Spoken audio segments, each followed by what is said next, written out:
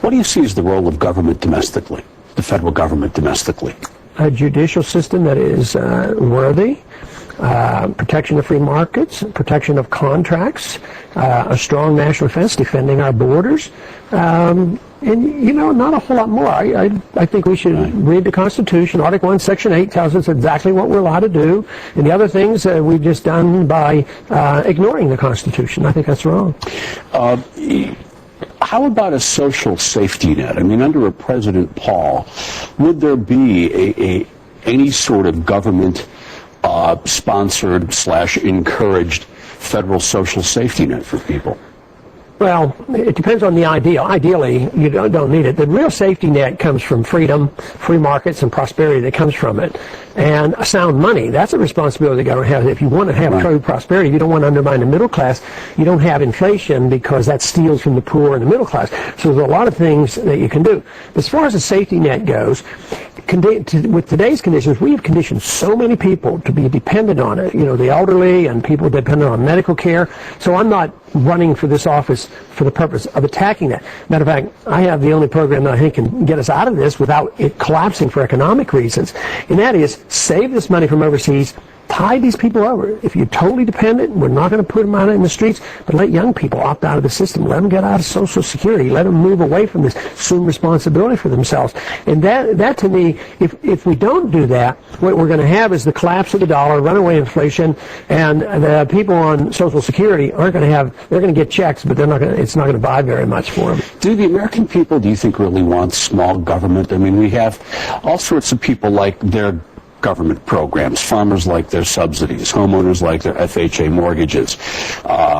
Those types of things. I mean, people say we want small government. We want your government to be small. Except Don't make my government That's small. Right. But let me ask you that, though. I mean, you're libertarian. You want as little government as possible in people's lives.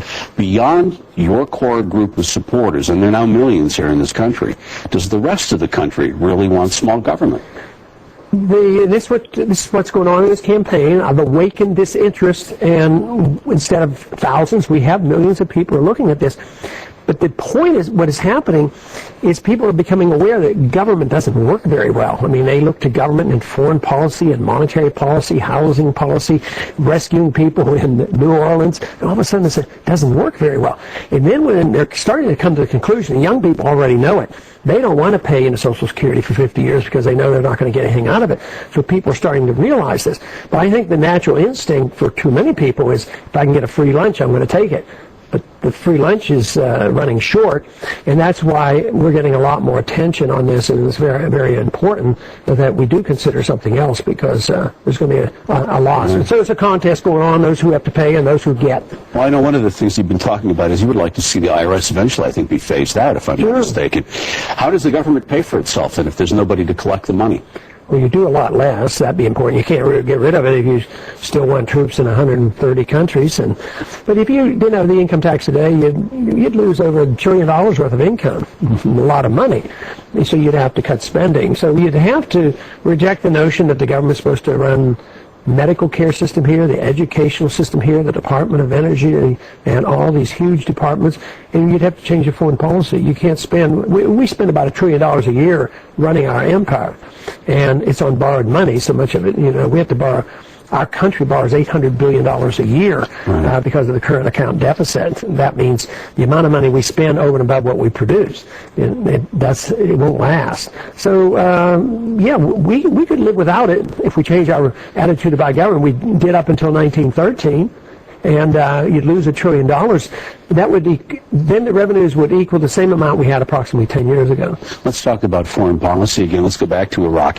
Anybody watching the Republican debates knows that you are on the other end of the sentiment there with your fellow Republican candidates. How quickly could we realistically and safely and credibly get out of Iraq? Well, the military would give us that answer, but my goal would be to do it as quickly as possible. But I think you could do it in 6 months without endangering our military. But I don't think it takes years. Some people are saying we need to stay there for 100 years. That's what John McCain, I think, says. Well, necessarily stay. But no, we could come home and we would be safer. We would have a stronger national defense. We would save a lot of money. American people wouldn't die. And I think we'd have a reduced threat of terrorism. Would you need to leave some troops back, obviously, to guard the embassy, or what kind of footprint would you have left in Iraq, if any, of American troops? The less, the better. You could have an embassy there, but I think it's obscene to have the biggest embassy in the world, bigger than the Vatican over there. It's like a city within a city over there. No, I don't think we should do that. I think if you leave troops or the goal of the neoconservatives is to have those 14 bases there to protect oil, promote democracy, and do all these wonderful things, and teaching them how to live like Westerners do. And that will still be an affront to the radicals. That is a recruiting tube for Osama bin Laden, Al-Qaeda, that we will remain endangered because we will have more bases there rather than less. The fewer bases we had were still an incentive for Al-Qaeda to come here. I have to ask you, you have been really the phenomenon of the 2008 election. You have raised millions on the internet. I believe you led fundraising, I think, for one of the quarters, one of the most recent quarters. What's your take on this? You've run before, and you didn't get this buzz back when you ran, I think, like 20 or so years ago. Why is this happening to you? Why are so many people interested in you now? I think, first off, the country's in worse shape, financially, and the foreign policy is dragging us down. The young people have been attracted to the campaign through the Internet. The Internet wasn't available 20 years ago. Even 5 years ago, they didn't have quite the integration of the Internet, which happens now. And people are looking for something. And the problems are there, and we're offering something, and I see it as something very important and very American, very conservative.